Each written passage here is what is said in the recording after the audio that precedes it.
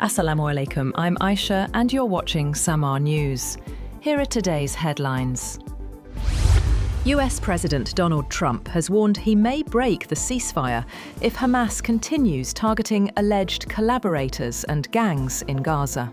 In a social media post, he warned Hamas of dire consequences if the killings continued. The remark marks a sharp shift from his earlier praise of Hamas for taking on local gangs and risks reigniting violence in the enclave. Planning has begun for an international force to go into Gaza to stabilize security in the Palestinian enclave. One of the top requirements of US President Trump's 20-point Gaza plan is formation of a US-backed stabilization force. The United States has agreed to provide up to 200 troops to support the force without being deployed in Gaza itself. Meanwhile, President Trump said he would meet Russian President Vladimir Putin in Budapest to discuss ending the Ukraine war, following what he called a very productive phone call that lasted more than 2 hours. Trump said the success in the Middle East could pave the way for peace in Europe, with US and Russian advisors meeting next week to prepare for the summit. The Trump administration plans to shift terrorism prevention funds from Democratic-led states to Republican-led ones, under a $1 billion program created after September 11th. Records show Democrat states like California and Illinois face deep cuts, while Wisconsin and Ohio see major increases.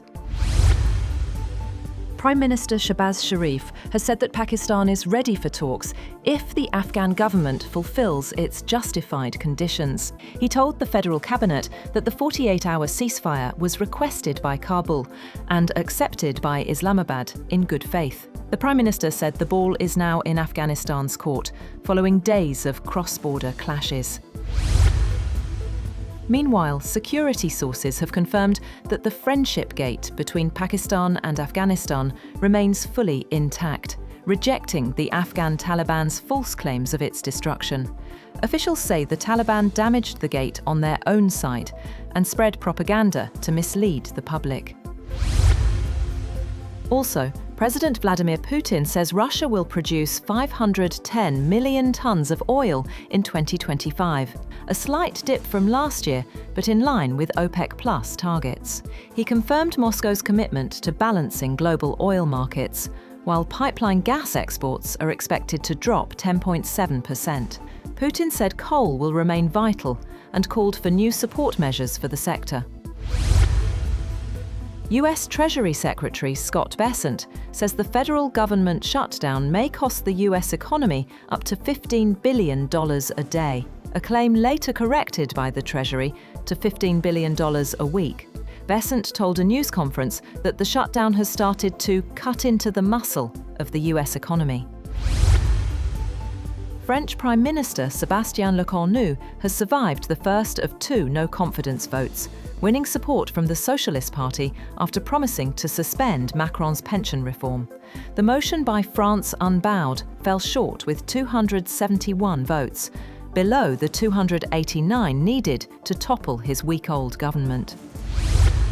Britain is facing a rising threat from hostile states, including Russia, Iran and China, while the terrorism risk remains huge, according to MI5 Director General Ken McCallum. He says there's been a 35% surge in people under investigation for state-linked activity, warning that these nations are increasingly using the same ugly tactics often employed by terrorist groups like Al-Qaeda and Islamic State.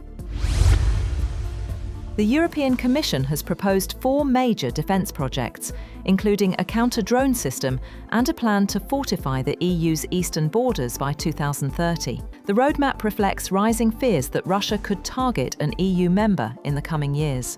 Leaders of the 27 member states will now decide which projects move forward. China has lodged a strong protest with the United Kingdom over its latest sanctions targeting Russian oil companies and several Chinese refiners and port operators. Beijing called the move unilateral and said it had made solemn representations to London. Also, China has expressed dissatisfaction over US President Donald Trump's threat of 100% tariffs on Chinese exports. At a press briefing in Beijing, Commerce Ministry spokesperson He Yongqian urged Washington to correct its erroneous practices and respect past trade understandings. He also accused the US new energy vehicle subsidy of violating WTO rules, adding that Beijing will strengthen foreign trade policies to counter pressure.